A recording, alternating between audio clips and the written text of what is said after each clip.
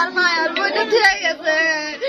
তারপর রয়েছে বালাই, কালকে আমার মনে কথা কইছে, ও কি করছে ও জানে, বালা মানুষ রয়েছে, আমার বোনের রুই জমা করছে, আমার বোনের রুই মাইরা হয়েছে, আমার বোনের মাইরাও করছে, অন্য জায়গায় সবই খায়। আর কি হয়েছে জানেন না, সকালবেলা আমার আব্বাই লাগছে খবর কইবা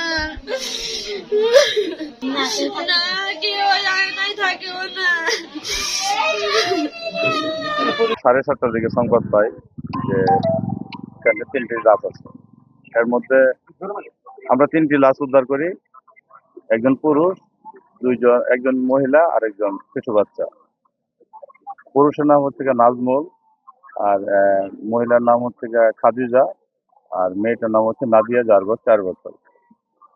আমরা প্রাথমিকভাবে এখানে আসার পরে দেখতে পাই যে ভিতর থেকে দরজা লাগানো এবং জানলা দিয়ে দেখা যায় যে নাজমুল নামে 28 যে বয়স, সে ঝুলে আছে, আর বিছানার মধ্যে খাটের উপর 2জন পড়ে আছে, হচ্ছে খাদিজা আর নাদিয়া। পরবর্তীতে আমরা পাশের রুম দিয়ে পার্টিশনের উপর দিয়ে একজন লোককে উঠে আসছে, ভিতরে দরজা খোলা অবস্থায় দেখি যে মা এবং মেয়ে বিছানায় পড়ে আছে, আর বাবা ফাঁসিতে ঝুলে আছে।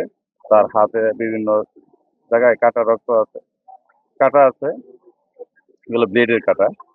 আর প্রাথমিকভাবে ধারণা করা হচ্ছে যে বাবা যে নাজমুল, সেই তার স্ত্রী এবং শিশুকে শ্বাসরোধ অথবা বালিশ চাপা দিয়ে সে হত্যা করেছে, প্রাথমিক ধারণায় মনে হচ্ছে।